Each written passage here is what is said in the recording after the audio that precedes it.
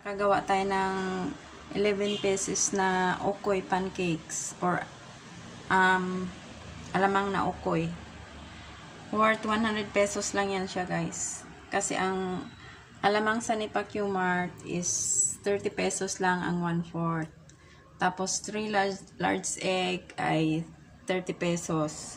So the rest, i-compute mo na lang sa 40 mga mantika at saka cornstarch. So yun, mga 100 pesos. Diba guys, super tipid. Imagine mo, isang ano yan, isang pinggan na malaki, oh, tinan mo. Napakamura ng pagkain na to, pero packed with protein kasi 3 large eggs. Tapos yung alamang, meron din siyang protina. So ayan guys, sinishare ko lang sa inyo kung paano gumawa ng ulam na napakamura at masustansya naman. Thank you so much guys for watching.